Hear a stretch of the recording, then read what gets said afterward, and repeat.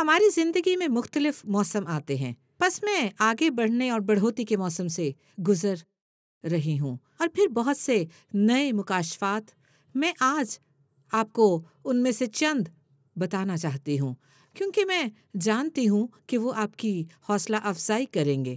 بس جب آپ بڑھوتی، ترقی، تبدیلی اور کٹائی کے موسم سے گزر رہے ہوتے ہیں تو آپ ہمیشہ تربیتی میدان میں ہوتے ہیں، چاہے آپ جانیں یا نہ جانیں۔ خدا آپ کی تربیت کر رہا ہوتا ہے۔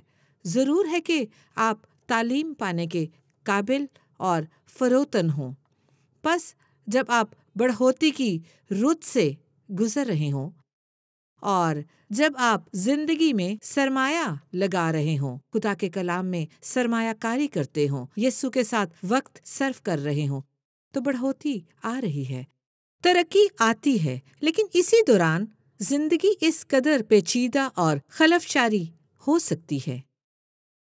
آپ کو پتہ ہے کہ ہم سب خلفشا سے جنگ کر رہے ہیں، اور اس سے نمٹتے ہوئے میں خلفشار کا شکار ہو جاتی ہوں۔ خود کو کسی صورتحال سے نمٹتے ہوئے خدا سے اس صورتحال کی بابت نہ سنتے ہوئے پایا۔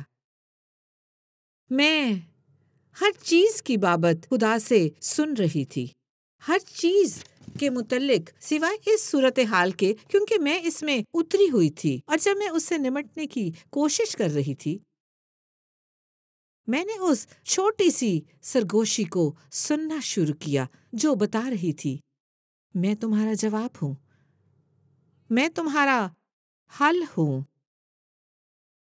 اور میں یوں تھی، ہاں یہ سچ ہے، یہ سچ ہے، تم میرا جواب ہو، تم میرا حل ہو خدایا۔ لیکن پھر میں نے خدا کو وہیں چھوڑ دیا، اور میں نے پھر حالات کو خود سلجھانا چاہا، اور میں بہت تنگ آ گئی۔ میں جسم میں صورتحال کو حل کرنے کی کوشش کر رہی تھی، حالانکہ میری نیت بالکل صحیح تھی۔ میں بھلا کرنا چاہتی تھی، گو کہ میں خدا کو عزت دینا اور خوش کرنا چاہتی تھی، لیکن میں یہ اپنی قوت سے کرنا چاہتی تھی، میں اسے اپنی قوت سے کرنا چاہتی تھی۔ پھر میں نے اسے دوبارہ سنا، اس نے فرمایا حل مجھ میں ہے، جواب مجھ میں ہے، مجھے کرنے دو۔ یہ لفظ ہے، مجھے کرنے دو، کیونکہ اسے کرنے نہیں دے رہی تھی۔ حال ہی میں میرے شوہر ایک مہمان اسپیکر تھے، اور وہ آئے، انہوں نے کچھ اتنا گہرا اور اتنا اہم کہہ دیا۔ انہوں نے کہا، ہماری چرچ سروس میں، ہماری زندگیوں میں جو کچھ بھی ہم کرتے ہیں، روح القدس انتظار فرماتا ہے کہ ہم اسے اس صورتحال میں دعوت دیں۔ یہ کتنا المناک ہے! وہ میرا انتظار کرتا ہے کہ اسے داخل ہونے کی اجازت دوں۔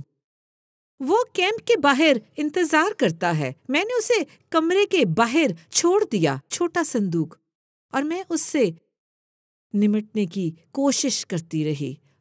نہیں، میں اس سے نمٹنا جانتی ہوں، میں نے پہلے بھی اس سے نمٹا ہے، میں جانتی ہوں کہ یہ کیسے کرنا ہے۔ مقدس موسیٰ نے بیابان میں ایسے ہی کیا، خدا نے اسے چٹان پر مارنے کے لیے کہا، اور جب اس نے چٹان پر مارا تو معجزاتی طور پر پانی نکل آیا۔ پھر خدا نے مقدس موسیٰ سے فرمایا، چٹان سے مخاطب ہو۔ اس نے چٹان کو مارا تو معجزاتی طور پر پانی نکل آیا۔ پھر خدا نے مقدس موسیٰ سے فرمایا، چٹان سے مخاطب ہو۔ اس نے چٹان کو مارا، پتہ ہے کیوں؟ کیونکہ موسیٰ جانتا تھا کہ کیسے کرتے ہیں، اور اس نے خدا سے کہا، نہیں، میں جانتا ہوں کہ کیسے کرنا ہے، میں کرنا جانتا ہوں۔ ہم خدا سے نہیں کہتے ہو باہر انتظار کرو، اور جب میں تنگ آ گئی تو خدا نے ذرا آواز بلند فرمایا۔ میں نے کہا، خدایا کیا معاملہ ہے؟ میں ٹھیک طرح سے اس کا خیال کیوں نہیں رکھ سکتی؟ یہ صورتحال کیوں مجھے پریشان کرتی ہے؟ اس نے فرمایا، کیونکہ تم مجھے اپنی صورتحال میں آنے نہیں دیتی۔ اور میں یوں تھی، مجھے افسوس ہے، میں پھر سے اپنی مرضی کر رہی ہوں، اور جب میں اپنے ABC منصوبے عمل میں لاتی ہوں تو تیری معجزاتی قوت کو روکتی ہوں۔ مجھے افسوس ہے کہ میں تجھ سے ناراض ہو رہی ہوں۔ خدایا، تم میری دعاؤں کا جواب کیوں نہیں دیتے؟ میں نے خداوند سے کہا، میں اب خود کو ہٹاتی ہوں، اب یہ تیرا مسئلہ ہے، میں یہ تیرے حوالے کرتی ہوں۔ اور آپ کو پتہ ہے کیا؟ میں نے اپنے آپ کو خدا کے حوالے کیا، میں نے اپنا مسئلہ اس کے حوالے کر دیا، اور ایک ہی دن میں مسئلہ ختم ہو گیا۔ لیکن المیہ یہ ہے کہ مجھے 1 برس لگ گیا اسی چیز کے خلاف لڑنے میں، 1 برس لگا۔ میں یہ آپ کو بتانے والی نہ تھی، لیکن میں جانتی ہوں کہ آپ میں سے بعض یہاں بیٹھے اور دنیا کے دوسرے حصوں میں یہ پروگرام دیکھ رہے ہیں۔ آپ کو روح القدس کو اپنی صورتحال میں داخل ہونے کی اجازت دینے کی ضرورت ہے۔ یسوع آج ہی آپ کی پرابلم حل کرنا چاہتا ہے۔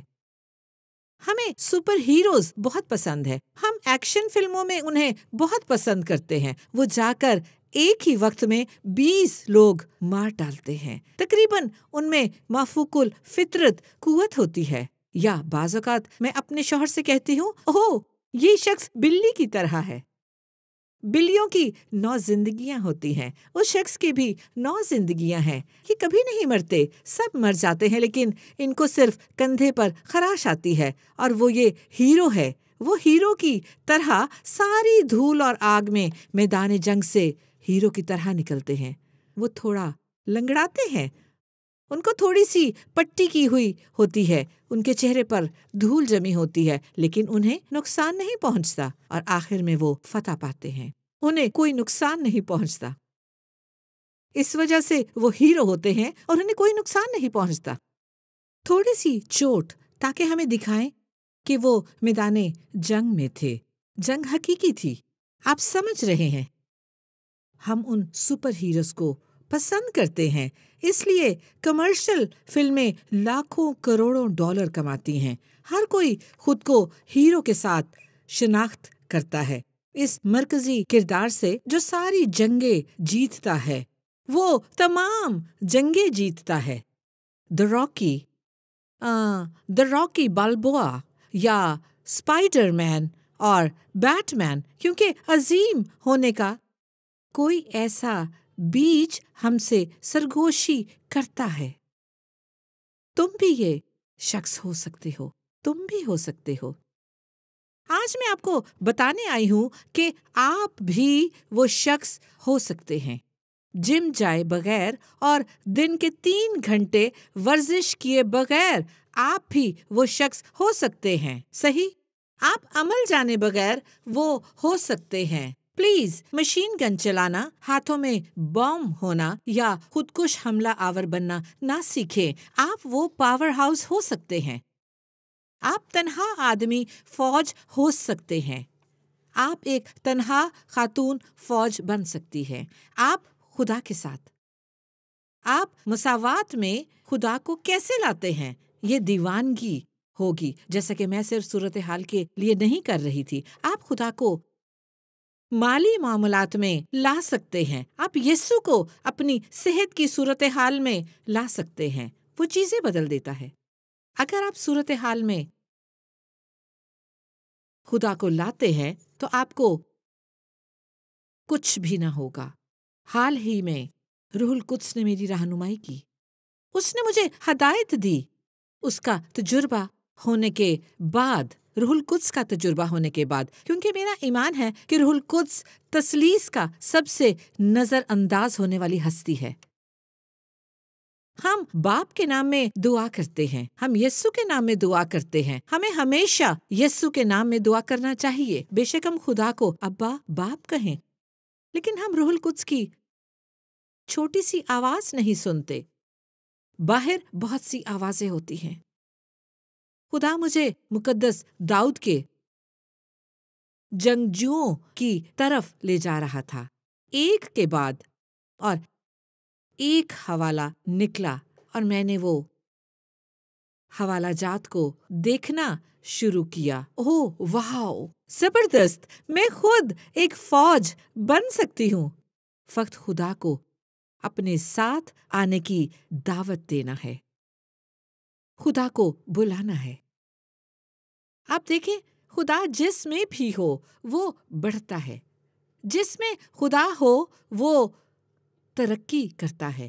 جب آپ خدا کو کسی صورتحال میں لاتے ہیں وہ حل کرتا، رہائی دیتا اور بحال کرتا ہے، اور آج آپ کو اسی کی ضرورت ہے۔ ہم قضات کی کتاب کے 6 باب کا مطالعہ کریں گے۔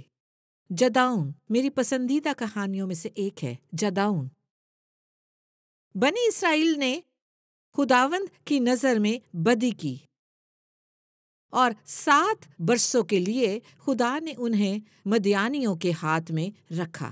آئیے ادھر رکتے ہیں۔ بنی اسرائیل نے خداوند کی نظر میں بدی کی اور خدا نے انہیں دشمن کے ہاتھ میں دے دیا۔ اس میں نیا کیا ہے؟ سورج کے نیچے کچھ بھی نیا نہیں ہے۔ بس جس گھڑی آپ غلط سمت میں جانا شروع کرتے ہیں، آپ کو پتہ ہی نہیں چلتا کہ آپ خدا کے فضل، رحم اور حفاظتی چھتری سے باہر کب نکل جاتے ہیں۔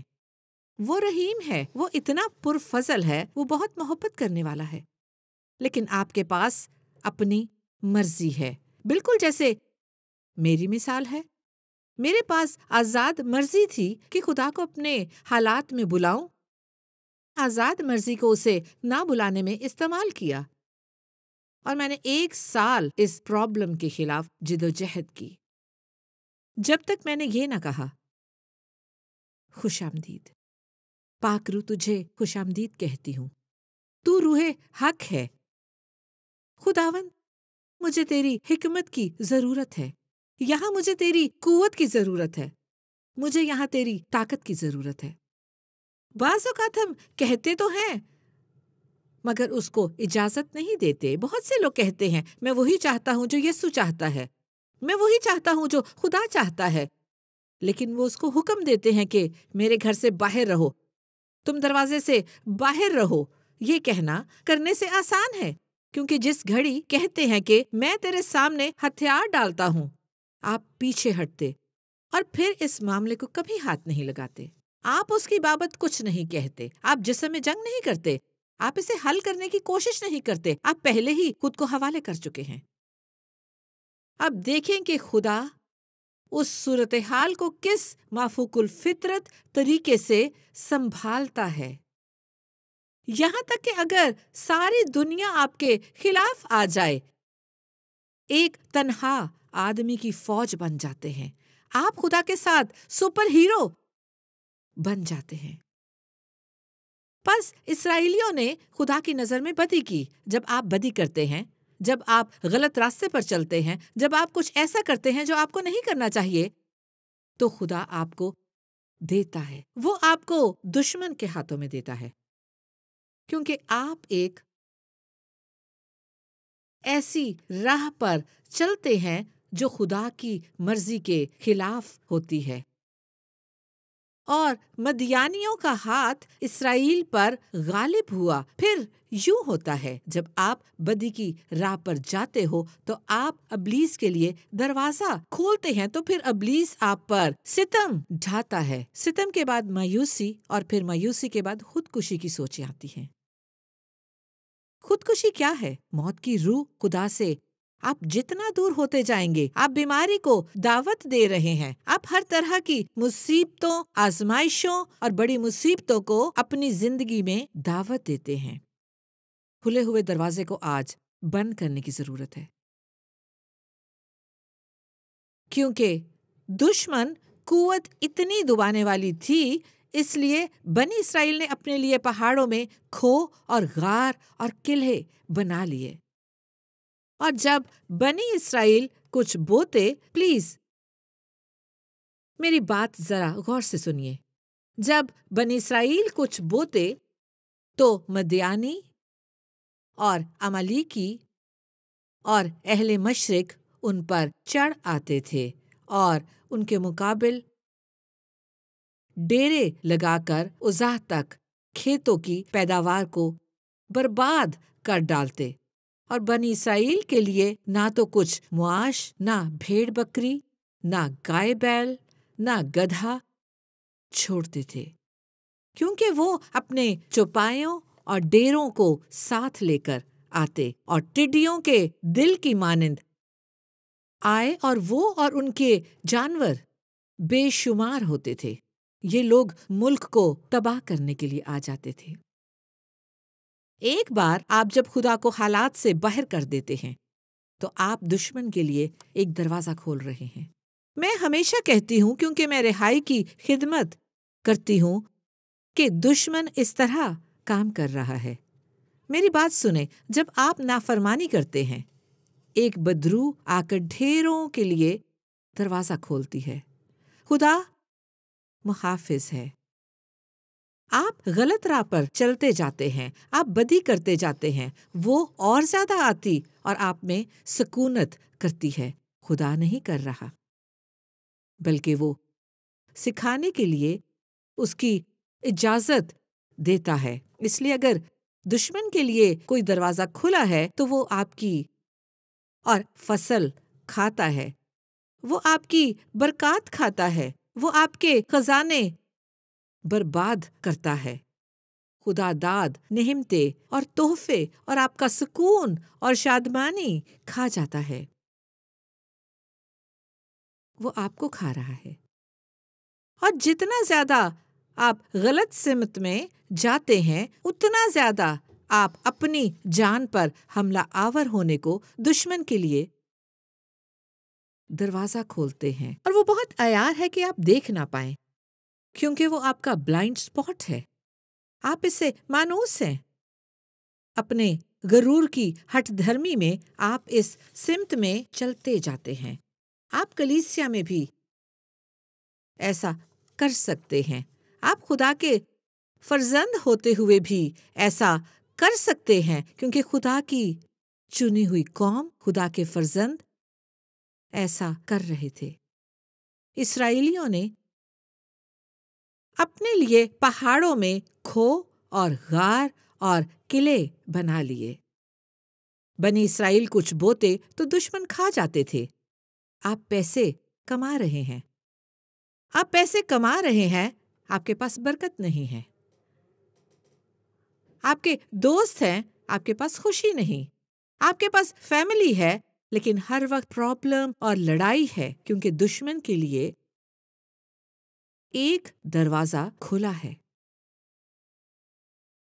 جسے بند کرنے کی ضرورت ہے، اور ضرور ہے کہ آپ توبہ کریں اور خدا کو اپنی طرف کر کے ایک فوج بن جائیں اور یسوع کے سپاہی بن جائیں، اور کوئی راستہ نہیں ہے، اور کوئی راستہ نہیں۔ وہ ان کی سرزمین پر ڈیرے لگاتے۔ دشمن ہر چیز ٹڈی دل کی طرح تباہ کرتا تھا، ان کو گننا ناممکن تھا۔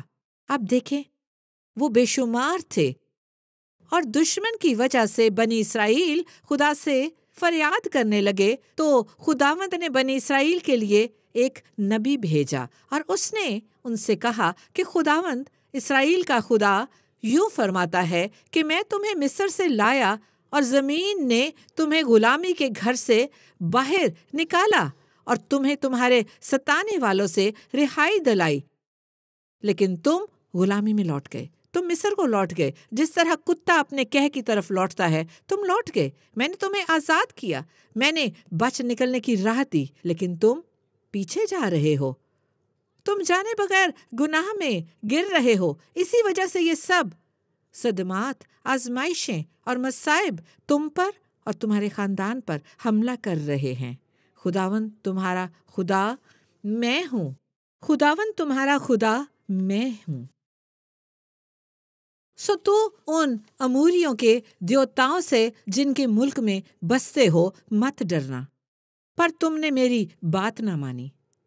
آپ دیکھیں، بالکل میری طرح میں آپ کے سامنے شفاف اور کمزور ہوں۔ مجھے بہتر جاننا چاہیے تھا، آپ کو بہتر جاننا چاہیے تھا۔ آپ بہتر جانتے ہیں۔ میں نے روح القدس کو آ کر حالات سنبھالنے کی دعوت نہ دی، کیونکہ میں خدا سے بہتر جانتی تھی۔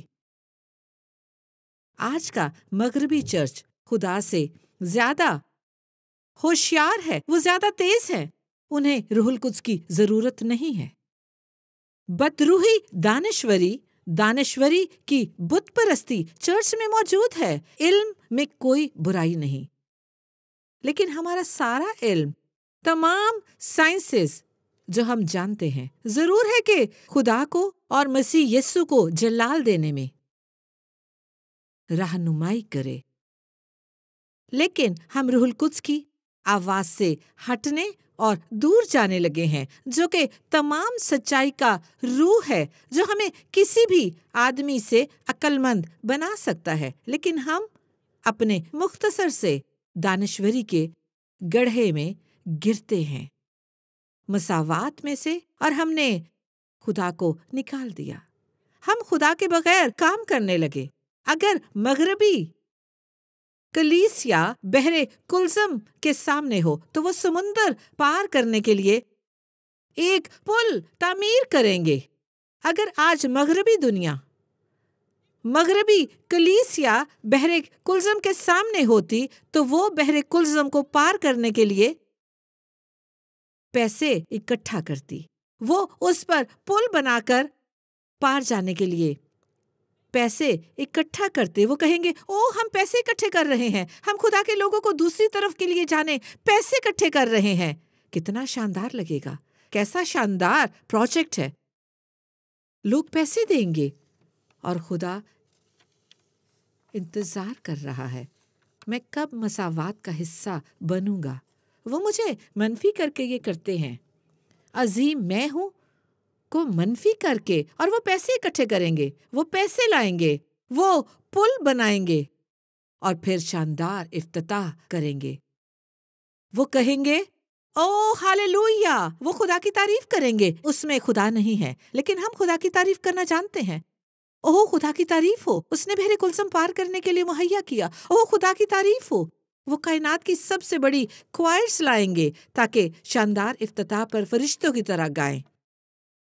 سب سے بڑے لوگ اس پل کا فیتا کاٹنے کے لیے ملکوں کے صدر آئیں گے، پل کے افتتاح پر روئے زمین کے خوبصورت ترین مناد، خوبصورت ترین پیغام دیں گے، اور خدا ناراض ہوگا کیونکہ انہوں نے سب کام خدا کے بغیر کیے ہیں اور اس کے نام کو استعمال کر کے اس کی تکفیر کی، اور کہیں گے کہ خدا نے کیا ہے۔ جب وہ اپنے جلال کے لیے بابل کا برج بناتے ہیں، اور کیونکہ انہوں نے سب کام خدا کے بغیر کیے، اور سنیں اس کے نام کو استعمال کر کے اس کی تکفیر کی ہے، اور کہیں گے کہ خدا نے کیا ہے۔ جب وہ اپنے جلال کے لیے بابل کا برج بناتے ہیں، مگر آخر میں خدا کا نام مساوات میں لاتے ہیں، آپ اس ہولناک اور دکھ بھرے المیے کا تصور کر سکتے ہیں؟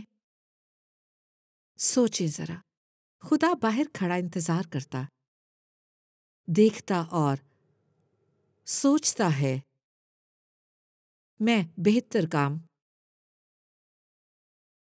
بہت اچھا کام۔ آپ کو پل بنانے کے لیے 5 برس پیسے اکٹھا نہیں کرنے تھے، ان چیزوں کی تمہیں ضرورت نہ تھی، میں بحر کلثم کو تمہارے لیے کھول سکتا تھا اور تمہاری زندگی میں جلال پا سکتا تھا، لیکن تم اپنی تمام زندگی، اپنی زندگی کے بحر کلثم کو پار کرنے کی کوشش کرتے رہے، منفی کر کے وہ پل بناتے رہے۔ جہاں ہم کھڑے ہیں تصویر ہے خدا کی رویا کی تکمیل، خدا کے طریقے سے کرنا ہے۔ خدا چاہتا ہے کہ آپ بحر کلثم کو پار کریں، یہ خدا کی مرضی ہے، لیکن وہ نہیں چاہتا کہ آپ اپنا پل بنائیں۔ خدا چاہتا ہے کہ آپ بحر کلثم کو پار کریں، مگر وہ معجزہ کرنا چاہتا ہے، آپ کی زندگی میں اپنا مافوق الفطرت کام کرنا چاہتا ہے تاکہ آپ خشک زمین پر چلیں۔ ترکی کے کسی مقام پر خدا نے ایک غیر مسیحی خاتون کو دنیا کو تبدیل کرنے کے لیے چنا۔ ہمارے پاس اطمینان، شادمانی اور محبت کے علاوہ ہر چیز تھی جس کا آپ تصور کر سکتے ہوں۔ میں اپنے مذہب کی طرف اور جھک گئی۔ میں اپنے معبود کی بابت مزید جاننا چاہتی تھی، کیونکہ میرے خیال میں اگر میں اپنے خدا کو ڈھونڈ لیتی تو وہ میری دعاؤں کا جواب دے سکتا تھا، میرے حالات بدل سکتا تھا۔ میں نے 12 برس کی عمر میں مذہبی تعلیم پائی، جس کی وجہ سے میرے اندر برائی سرایت کر گئی۔ بطور 12 برس کی ایک لڑکی میں مذہب کی خاطر مرنے یا مار ڈالنے کا جنون رکھتی تھی، اور میں ایسا ہی کرنا چاہتی تھی۔ اور پھر میں اس شخص سے ملی، میری نوعمری میں ہماری شادی ہو گئی۔ ایک اور طرح کے المیے کا آغاز ہوا۔ اس نے مجھے ہر روز پیٹنا، فرش پر گرا کر ٹھوکریں مارنا اور لوگوں کے سامنے تمانچے مارنے شروع کر دیے۔ میں اپنے دیوتا کی بابت جاننا چاہتی تھی، کیونکہ میرے خیال میں اگر مجھے دیوتا مل گیا تو میری دعاؤں کا جواب دے گا اور وہ میرے حالات بالکل بدل سکتا ہے۔ اور پھر میں اس شخص سے ملی، ہماری شادی ہو گئی۔ جبکہ میں نابالغ تھی، ایک اور طرح کی مصیبت شروع ہوئی۔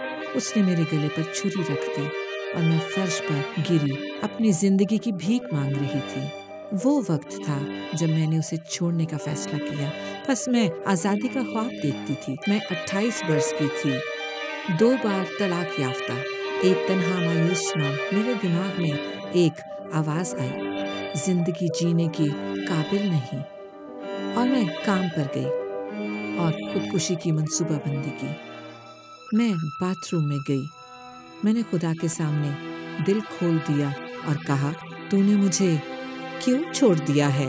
تو نے کیوں مجھے ترک کر دیا ہے؟ میں نے اپنا چہرہ صاف کیا اور اپنی سیٹ پر بیٹھ گئی۔ میرے باس نے مجھے آفس میں بلا کر کہا، میں نے پہلے کبھی ایسا نہیں کیا۔ میرے خداوند یسوع نے مجھ سے بات کی ہے۔ وہ چاہتا ہے کہ مجھے بتاؤں کہ نہ تو آپ کو چھوڑا گیا اور نہ ہی رد کیا گیا ہے۔ وہ اسی وقت آپ سے پوچھنا چاہتا ہے کہ کیا آپ اسے اپنا خداوند اور نجات دہندہ قبول کرنا چاہتی ہیں؟ اور میں نے فرش پر منہ کے بل ہو کر کہا، ہاں یسوع، ہاں۔ اور اتنا ہی تھا۔ ایک ہاں مجھے خدا کی بادشاہی میں لے آئی، ایک ہاں نے میری زندگی بدل دی۔